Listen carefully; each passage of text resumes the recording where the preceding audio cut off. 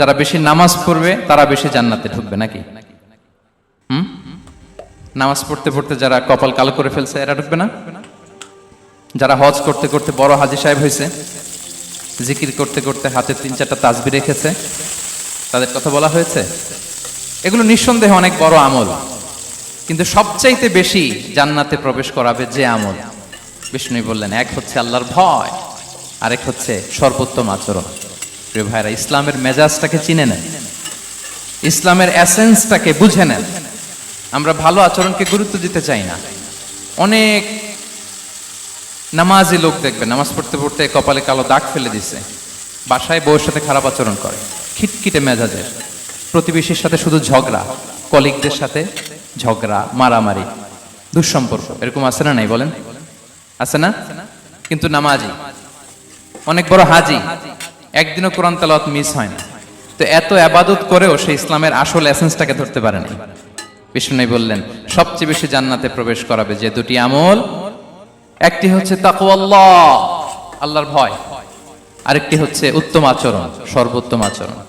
তো আমরা যেন উত্তম আচরণের অধিকারী হই, আমার স্ত্রীর সাথে যেন ভালো আচরণ করি, প্রতিবেশীর সাথে যেন ভালো আচরণ করি, ছেলে মেয়েদের সাথে যেন আমাদের অ্যাটিটিউডটা ভালো থাকে, আচরণটা ভালো থাকে, কলিগের সাথে যেন ভালো থাকে। বিশ্বনবীর আচরণ যেমন ছিল তেমন আচরণ যেন আমরা গড়ে তুলতে পারি। আওয়াজ করে পড়ুন আমিন।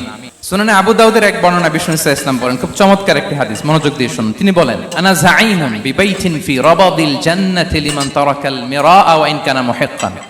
আমি ওই ব্যক্তিকে জান্নাতের আঙ্গিনায় একটা ঘরের গ্যারান্টি দেই যে ব্যক্তি তর্ক করার সময় নিজে হক এটা জেনেও সে তর্ক থামিয়ে দেয়।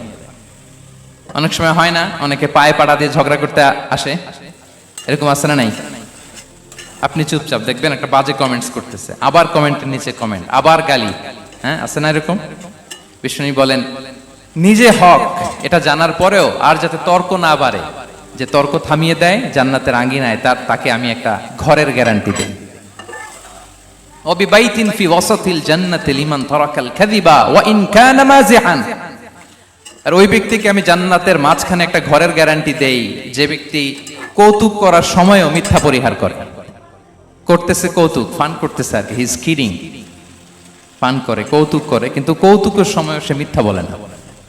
এই স্বভাব যাদের, তাদেরকে আমি জান্নাতের মাঝ বরাবর একটা ঘরের গ্যারান্টি দেই। এরপর বিষ্ণু কি বলে দেখেন, তিনি বলেন ওয়াবিবাইতিন ফি আ'লাল জান্নাতি লিমান হাসানা খুলুকাহ।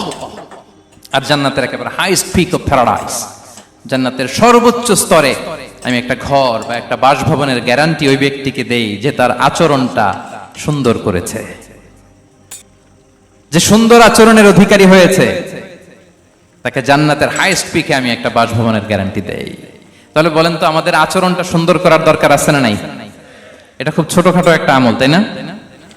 কথা বলেন দক্ষিণ কোরিয়া প্রবাসী ভাইরা, আওয়াজ করে বলেন এটা কি ছোট আমল? দেখলে সালাম দিব, সুন্দরভাবে কথা বলবো, ভালো উইশ করব, হ্যাঁ, হিংসা জিঘাংসা অহংকার থেকে মুক্ত থাকবো, খিটখিটে মেজাজের হব না, অলওয়েজ স্মাইলিং ফেস থাকবে আমার, হৃদ্যতাপূর্ণ আচরণ। এই কাজটা কি ছোট আমল? আওয়াজ করে বলেন এই আমলটা কি ছোট না বড়? প্রিয় ভাইরা, বিষ্ণু ইসলাম সবার সাথে এরকম মাধুর্যতাপূর্ণ আচরণ করতেন, ছোট থেকে বড়, নারী থেকে পুরুষ, বন্ধু থেকে শত্রু, সবার সাথে সুন্দর আচরণ করতেন। এবং